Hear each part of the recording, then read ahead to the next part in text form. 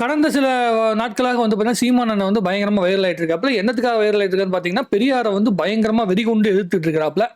சரி அப்படி என்னடா பெரியார வந்து எதிர்த்துட்டு இருக்காரு அப்படின்னு சொல்லி பார்த்தீங்கன்னா, கொஞ்சம் நியாயமே இல்லாம குருட்டுத்தனமா எதிர்க்கிறாரா அப்படின்னு சொல்லி பார்த்தீங்கன்னா, அதுவும் கிடையாது. என்ன பொறுத்தவரைக்கும் தமிழ்நாட்டுக்குள்ள இப்ப இருக்க நிலைமைக்குள்ள ஓரளவுக்கு நல்லபடியாக பேசக்கூடிய அளவிற்கு, அதாவது இளைஞர்கள் மத்தியில அட்ராக்டிவா பேசுற ஒரு ஆட்கள்ல அரசியல்வாதிகள சீமான் அவர்களுக்கு மிக முக்கியமான இடம் இருக்குது. சீமான் அவர்கள் மேல வந்து அவருடைய எடுத்திருக்க அரசியல் மேல எனக்கு நெறைய விஷயங்கள் இருக்கு. விமர்சனங்கள்லாம் நெறைய இருக்கு. பட் ஆனா அவருடைய பேச்சு எனக்கு ரொம்ப பிடிக்கும். பார்க்க ரசிக்க ரொம்ப பிடிக்கும். இளையராஜா பத்தி அவர் பேசினதா இருக்கட்டும், இல்ல வந்து தமிழ் பாடல்களா இருக்கட்டும், அதே மாதிரி தமிழ் சினிமாவ பற்றி பேசினது எல்லா விஷயங்களுமே நான் ரசிப்பேன். அரசியல்ல மட்டும் தான் நமக்கு வேறுபாடுகள் நெறைய இருக்கும். பட் ஆனா இந்த பெரியார் எதிர்ப்புங்கிற விஷயம் இருக்குல்ல, அதுல அவர் வைக்கக்கூடிய வாதங்கள் என்ன அப்படின்னா, மிக முக்கியமா பார்க்கணும்னா, திராவிட அரசியலுக்கான எதிர்ப்பு அப்படிங்கிற விஷயத்துல, பெரியார் அப்படிங்கிற பெயரை நீங்க எப்படி வந்து யூஸ் பண்ணியிருக்கீங்க அப்படிங்கிறத அவர் கேள்வியா வைக்கிறாரு. இப்ப என்னன்னா, இவர் வந்து பேசுறத யாருமே கண்டுக்காம போயிட்டாய்ங்க. சீமான் எல்லாம் ஒரு ஆளே கிடையாது. அப்படிலாம் பேசிட்டு வந்து நம்ம வந்து இங்க சில பேர் சொல்லிட்டு இருப்பாய்ங்க. அதாவது திராவிட சித்தாந்தம் பேசுறவங்க அப்படி இப்படின்னு சொல்லி அத கிண்டல் பண்ணி, கேலி பண்ணி, ஐடிவிங்க வச்சு என்னென்னமோ பண்றாய்ங்க. இதுல என்ன பியூட்டினா, சீமான் அவர்கள் பேசின பிறகு அவருக்கு பதில் சொல்றதுக்கு அவரையே கூப்பிடாம இன்னொரு 5, 6 பேரு இந்த பெரியார் சித்தாந்தம் வச்சிருக்கவங்க, இந்த கருப்பழனியப்பன் மாதிரியான ஆட்கள்லாம் உட்காந்துக்கிட்டு சீமான் அவர்களை வந்து பயங்கரமா பேசிட்டு இருக்காங்க. இப்படி பேசுறவங்க சீமான் அவர்களை நேர்லயே கூப்பிட்டு ஒரே மேடையிலே உட்காந்து வச்சு பேசிக்கலாமே. தனி மேடை போட்டு பெரியாரோடைய அந்த பெயரை வந்து டேமேஜ் பண்றாங்க. அதை மறுபடியும் மீட்டு எடுத்தாகணும் அப்படிங்கிற பதட்டம் உங்ககிட்ட இருந்து ஏன் வருது?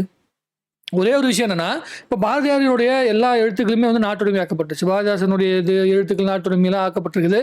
ஸோ அவங்களுடைய எழுத்துக்கள் இதுதான் அப்படின்னு நம்மளால ஊர்ஜிதமா சொல்ல முடியும். ஆனா பெரியாருடைய எல்லா எழுத்துக்களுமே நாட்டுடைமை ஆக்கப்படலை. ஏன்னா அவர் வந்து அந்த காலத்துக்கு தகுந்த மாதிரி அந்த காலத்துல அந்த காலத்து மக்களே ஏற்றுக்கொள்ள முடியாத பல கருத்துக்களை தான் அவர் பேசியிருப்பார். அதாவது பெரியாரை வந்து ஒரு ஃப்ரேம்குள்ள அடக்க முடியாது. இப்படிதான் இருக்கணும், இந்த மாதிரி ரூல்ஸ்குள்ள தான் இருக்கணும்னு சொல்லி அவரை நீங்க வந்து ஒரு பர்டிகுலர் ஃப்ரேம்குள்ள அவர் அடக்க முடியாது. அவர் வந்து அதெல்லாம் அப்பாற்பட்டவர். அவர் வந்து விமர்சகர், ஒரு சமூக விமர்சகர். நான் பலமுறை சொல்லியிருக்கேன், அவரோட விமர்சனங்கள் வந்து நியாயமாகவும் இருக்கும். சில விஷயங்கள் வந்து இந்த காலத்துக்கு தகுந்த மாதிரி இருக்க வாய்ப்பே கிடையாது. அந்த காலத்துக்கே தகுந்த மாதிரி இருக்க வாய்ப்புகளே கிடையாது. அவர் வந்து ஒரு ஸ்டாண்ட் எடுத்திருக்காரு. இது என்னுடைய ஸ்டாண்டு, எனக்கு இது பிடிச்சிருக்கு, இதை வந்து தான் நான் வந்து உணர்ந்திருக்கிறேன், அதனால நான் இவர்களை எதிர்க்கிறேன், இந்த சூழ்நிலைக்குள்ள நான் அந்த கருத்துக்களை நான் சொல்றேன் அப்படின்னு சொல்லிட்டு வந்து பார்த்தீங்கன்னா பெரியார் சொல்லியிருக்காரு. ஓகே. ஆனா அதே சித்தாந்தம் தான் இது வரைக்கும் எடுபடுது அப்படின்னு சொல்றது எனக்கு வந்து உடன்பாடு கிடையாது.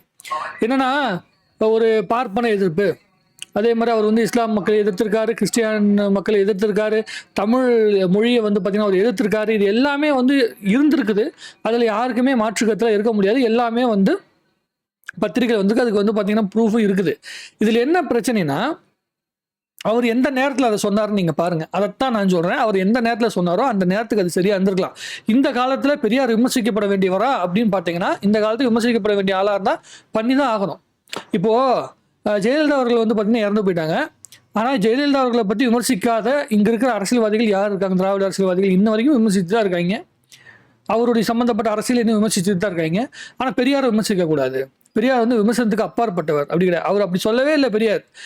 எந்த காலம் வந்தாலும் என்னை பற்றி நீ பேசுறதுக்கு உண்டான வாய்ப்புகள் இருந்தால் நீங்கள் பேசுங்க.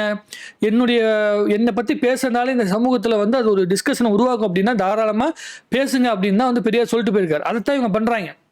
அதில் தவறான ஒரு கருத்துக்கள் இருந்துச்சுன்னா, ஆமா பெரியார் அந்த டைம்ல தவறா சொல்லியிருக்காருன்னு சொல்லிட்டு போயிட்டே இருங்க. அதை விட்டுட்டு பெரியாரை வந்து காப்பாற்றுறங்கிற பேர்ல, அதாவது முட்டு கொடுத்துட்டு இருக்கனால ஒரு பிரயோஜனமும் கிடையாது.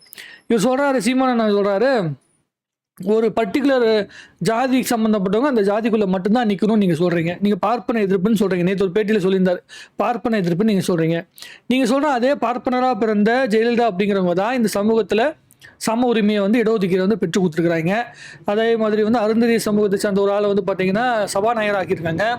அதே மாதிரி இன்னொரு விஷயம் என்னன்னு சொல்லி பார்த்தீங்கன்னா, என்ன சொல்றது, எல்லாருமே வந்து ஒன்னா இது தொற்றில் குழந்தை திட்டம் ஒன்று கொண்டு வந்திருக்காங்க. இந்த மாதிரி நிறைய விஷயங்கள் ஜெயலலிதா அவர்கள் பண்ணது இருக்கு.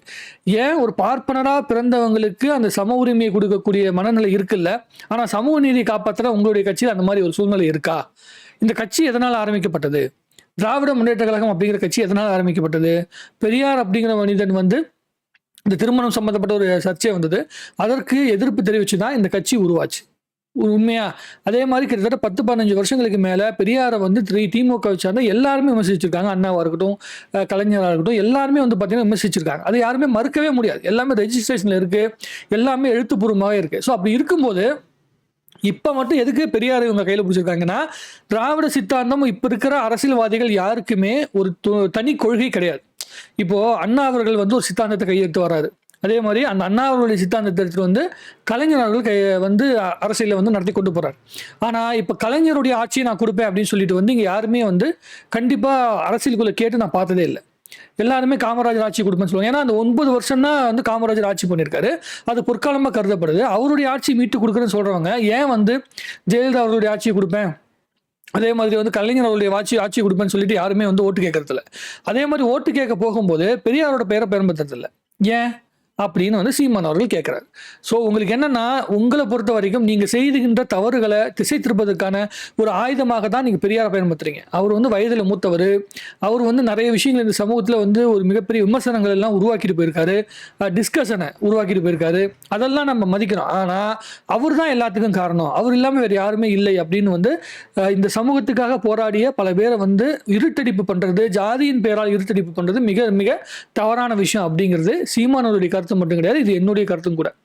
நான் என்ன சொல்றேன்னா, இங்க இருக்கிறவங்க வந்து பார்ப்பன எதிர்ப்பு அப்படிங்கிற ஒரு விஷயத்துல இருக்காங்க. அதாவது ஒரு கேஸ்ட் இருக்காங்க, இப்போ வந்து ஐயர் சம்மந்தப்பட்டவங்க இருக்காங்கன்னா அவங்கள வந்து எதிர்க்கணும். இப்போ நிறைய திரைப்படங்கள் இந்த கடந்த 2 வருடங்களுக்குள்ள நீங்க தமிழ்நாட்டுக்குள்ள வந்து இந்த திராவிட கட்சிகள் ஆட்சிக்கு வந்த பிறகு நல்லா நோட் பண்ணுங்க, எல்லா படங்களையுமே சம்பந்தமே இல்லாம பார்ப்பன எதிர்ப்பு அப்படிங்கிற விஷயத்தை ஏதாவது ஒரு இடத்துல வந்து பூத்திருப்பாங்க. நல்ல படம், சமூக நீதி காட்டின படம்னு நீங்க சொன்னீங்கன்னா அதுல கூட ஒரு காட்சிகள் வைக்கப்பட்டிருக்கும். ஏன் அப்படி வைக்கப்பட்டிருக்காங்கன்னு எனக்கு தெரியல. ஏன் அதை வச்சுதான் ஆகணும் அப்படிங்கிற அவசியம் என்னன்னு எனக்கு தெரியல. வைக்கக்கூடாதுன்னு நான் சொல்ல மாட்டேன். ஒவ்வொரு டைரக்டருக்குமே எழுதுறதுக்கு உரிமை இருக்கு, எழுதுங்க, தாராளமாக எழுதுங்க, நான் எந்த ஒரு மாற்று கருத்துன்னு சொல்லலை. ஆனா அது தேவையா, அதுதான் எனக்கு புரியல. இப்போ ஜெய் பீம்னு ஒரு படம், அந்த படத்தில் வந்து பார்த்தீங்கன்னா ஒரு ஐயர் சம்மந்தப்பட்ட ஒருத்தர் வந்து பார்த்தீங்கன்னா ஒரு வில்லனுடைய தோற்றத்தில் வந்து காட்டுற மாதிரி காட்டுவாங்க. அவருடைய தாட் ப்ராசஸ் எல்லாமே வந்து பார்த்தீங்கன்னா ஒரு அடக்குமுறை, அழுத்தம் கொடுக்குற ஒரு மைண்ட் செட்டில் இருக்கிற மாதிரியே ஒரு தோற்றத்தில் மட்டும் தான் காட்டுறாங்க. நான் என்ன சொல்கிறேன்னா, ஒவ்வொரு சமூகத்தை சார்ந்தவங்களும் அந்த சமூகத்தை கேள்வி கேளுங்கன்னு நான் சொல்கிறேன். இப்போ வந்து கேள்வி கேட்டாலே சமூகம் மாறும். அதை விட்டுட்டு சும்மா எதுக்கு எடுத்தாலுமே வந்து பார்த்தீங்கன்னா பெரியார் பக்கத்தில் போய் நின்றுக்கிட்டு பெரியார் இதை சொன்னார் அதை சொன்னார்னு சொல்லி ஏதாவது ஒரு வெளிநாட்டில் எவ்வளோ ஒருத்த கருத்து சொல்லியிருந்தா கூட அதை கூட பெரியாரோட பேரில் வந்து பார்த்தீங்கன்னா ஸ்டாம்ப் குத்திட்டு இருக்கல, ஒன்றுமே லாஜிக்கலி சரியான விஷயமா இருக்குன்னு எனக்கு தெரியல. இந்த தமிழ் இது வரைக்குமே தலையோங்கி நிற்குது உலகத்தில். வந்து இப்போ வந்து நேற்று கூட ஒரு வீடியோ வந்து யூடியூப்ல பார்த்தேங்க. அதில் என்ன தெரியுமா போட்டிருக்காங்க, சிந்து சமவெளி நாகரிகம் வந்து 5000 வருஷத்துக்கு முன்னாடி இருக்கிற நாகரிகம், அதுதான் இருக்கலே ஓல்டஸ்ட் நாகரிகம்னு சொல்லி வந்து ஒரு இங்கிலீஷ் நாட்டுக்காரன் பேசிட்டு இருக்கிறான். ஆனால் 5500 வருஷத்துக்கு முன்னாடியே நம்ம இரும்பை வந்து பயன்படுத்திருக்கோம்னு சொல்கிறாங்க. 3000 வருஷத்துக்கு முன்னாடியே நம்ம இலக்கணத்தோடு வந்து பார்த்திங்கன்னா ஒரு மொழியை வச்சுருக்கோம். கிட்டத்தட்ட 10,000 வருஷங்களுக்கு மேலே வந்து பழமையான ஒரு வாழ்க்கையை வாழ்ந்துட்டு இருந்த இந்த சமூகம் ரொம்ப பெரிய அளவுக்கு வந்து பார்த்திங்கன்னா டைலூட் ஆயிடுச்சு. இப்போ இருக்கிற குழந்தைங்கிட்ட நீங்கள் தமிழை எழுத்துப்பிழை இல்லாமல் சந்திப்பிழை இல்லாமல் எழுத வைக்க முடியுமா அப்படிங்கிற ஒரு மிகப்பெரிய கேள்வி இருக்குது. அதுக்கு இங்கே இருக்கிற எந்த ஒரு இயக்குனருமே பதிலே கிடையாது. நீங்கள் இப்போ சமூக நீதி சொல்லிட்டு இருக்கிற இயக்குனர் இப்போ வெற்றிமாறன் எடுத்துக்கலாம். உதாரணத்துக்கு வெற்றிமாறன் மேடையில் பேசும்போது தமிழில் பேசுகிறாரா ஆங்கிலத்தில் பேசுகிறாரா நீங்கள் நல்லா நோட் பண்ணுங்கள். தமிழ் சமூகத்தை தூக்கி நிறுத்துறேன், தமிழ்நாட்டுடைய அந்த வேரை கொண்டு போய் தேடிட்டு பிடிக்கிறேன்னு சொல்கிறாரு. அவர் பேசுகிற வார்த்தைகளை பாருங்கள், கிட்டத்தட்ட ஒரு 100 வார்த்தை பேசுகிறாருன்னா அது 80 வார்த்தை இங்கிலீஷ் வார்த்தை தான் இருக்குது. ஆனால் அவர் தான் சமூக நீதி காப்பாற்றாரு, தமிழ்நாட்டுடைய அரசியல் புரிஞ்சிருக்காரு. என்னை பொறுத்த வரைக்கும் தமிழ் இருட்டடிப்பு செய்யப்பட்டு இருக்கு.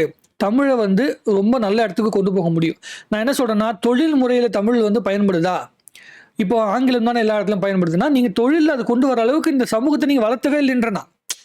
இப்போது தமிழ் படித்தவங்க, அதாவது வந்து பார்த்தீங்கன்னா தமிழ் மீடியம் படித்தவங்களுக்கு ஒரு 12th படிச்சிருக்கான், அவன் தமிழ் மீடியத்தில் ஃபுல்லாக படிச்சிருக்கான். அந்த 12th படித்த ஒருத்தனுக்கு ஒழுங்கான வேலை வாய்ப்பு கிடைச்சிருந்தேன்னா, அந்த தமிழ் அறிவை வச்சு வேலை வாய்ப்பு கிடைச்சிருந்தேன்னா, அப்போ அவன் அந்த தமிழை தீர்க்கமாக படிச்சிருவான்.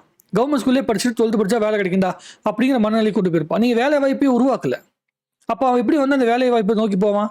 தொழிற்கல்வின்னு உள்ளே கொண்டு வரவே விட மாட்டீங்க, கேட்டால் அது குலக்கல்வின்னு மாற்றிடுறீங்க. இப்போது ஸ்கூல் படிக்கும் போதே ஒரு தொழிலை கற்றுக்கணும், கார்பென்ட்ரி ஒர்க்கு இல்லை வந்து பார்த்தீங்கன்னா வந்து லேத் ஒர்க்கு, இந்த மாதிரி ஒர்க்கை கற்றுக்கணும்னு சொல்லி கொண்டு வந்தா, பசங்களை வந்து குலக்கல்விக்குள்ளே கொண்டு போக பார்க்குறீங்களா அப்படின்னு கேள்வி கேட்குறீங்க. ஏன் அதை கற்றுக்கிட்டா என்ன தப்பு? ஒரு விவசாயத்தை வந்து சொல்லிக் கொடுக்குறாங்க, கார்பென்ட்ரி சொல்லிக் கொடுக்குறாங்க, அதெல்லாம் வந்து கற்றுக்கிட்டா என்ன தப்புன்னு கேட்க. இன்ஜினியரிங் போய் அதானே படிக்கிற, இன்ஜினியரிங்கில் போயிட்டு ஒரு இது இருக்கும், ஒரு சப்ஜெக்ட் இருக்கும், அங்கே வந்து பார்த்தீங்கன்னா லேத்து கட்டை சத்துக்கள்லாம் ஏன் படிக்கிற? ஏன் அதை ஸ்கூலில் படித்தா என்ன? ஒருத்தனுடைய திறமை எங்கே இருக்குன்னு அப்பயே கண்டுபிடிச்சிக்கலாம்ல, அதை பண்ண விடலையே. இப்படி நாட்டுக்கு சம்மந்தப்பட்ட விஷயங்கள் எல்லாம் பேசாம, வேலைவாய்ப்பு சம்மந்தப்பட்ட விஷயங்கள்லாம் பேசாம, இங்க ஏதாவது ஒண்ணு அண்ணா யூனிவர்சிட்டில ஒரு பிரச்சனை நடக்கும். அத திசை திருப்பத்துக்காக பெரியார பயன்படுத்தியிருக்கீங்க அப்படிங்கிறனால தான் சீமான் வந்து பொங்கிட்டு இருக்கிறதுக்கான காரணம். பட் ஆனா அவருக்கு வந்து அரசியலுக்குள்ள இப்போ ஒரு விஜய் அவர்கள்லாம் உள்ளுக்குள்ள வந்த உடனே அவருக்கு வந்து மிகப்பெரிய அழுத்தம் உருவாகிருக்கு. அதனால அத வந்து எப்படியாவது மறுபடியும் தன்னுடைய பேரை மீட்டெடுக்கணும் அப்படிங்கிறதுக்காக பெரியார் எதிர்ப்பு அப்படிங்கிற விஷயம். அதாவது அவர் சாதாரணமா ஒரு மேடையில பேசிட்டு போயிருந்தாரு. அத கடந்து போயிருக்கலாம். இவங்களுக்கு திசை திருப்பத்துக்கு வேற ஆள் கிடைக்கலன்னு சொல்லி சீமான் அவர்களுக்கு வந்து எப்படி சொல்றதுன்னா ஊதி விட்டாய்ங்க. அத வந்து அவர் கொழுந்து விட்டு எரிய விட்டுட்டு இருக்காரு. இது எந்த மாதிரியான அரசியலுக்குள்ள அவருக்கு பயன்படும் அப்படிங்கிறத நம்ம பொறுத்து தான் பார்க்கணும். பட் ஆனா சீமான் அவர்கள் பேசுற எல்லா விஷயங்களையுமே தப்புன்னு சொல்ல முடியாது. அவர் சரியான விஷயங்களும் பேசுறார். நான் பர்சனல் லைஃபுக்குள்ள போக விரும்பல. அப்படி பர்சனல் லைஃபுக்குள்ள போனீங்கன்னா ஒவ்வொரு அரசியல்வாதியோட பர்சனல் லைஃபுக்குள்ள போனீங்கன்னா நாரி போயிடும் அரசியல். ஸோ அவங்க என்ன கருத்து பேசுறாங்களோ அந்த கருத்தை வச்சு மட்டும் பேசினா சீமான் அவர்கள் பேசுகின்றல சில நியாயங்கள் இருக்கு அப்படிங்கிறது என்னுடைய பாயிண்ட் ஆஃப் வியூ. உங்க பாயிண்ட் ஆஃப் வியூ எது வந்தாலும் சரி கமெண்ட்ல போடுங்க. நிறைய இருக்கு டிஸ்கஸ் பண்றதுக்கு. இது போதும்னு நினைக்கிறேன். இந்த வீடியோ வந்து பார்த்தீங்கன்னா நீங்கள் யூடியூப்ல தேடிங்கன்னா கிடைக்கும். லேட்டஸ்ட் இன்டர்வியூன்னு நல்லா பேசியிருக்காப்ல. நல்ல நறுக்குன்னு ஒரு 5 நிமிஷம் நல்லா நறுக்குன்னு பேசியிருக்காப்ல. பாருங்க, பார்த்துட்டு உங்க கருத்துக்களை வந்து நீங்க கமெண்ட் எழுதுங்க. நன்றி, வணக்கம். வாழ்க தமிழ்நாடு, வளர்க தமிழ் மக்கள்.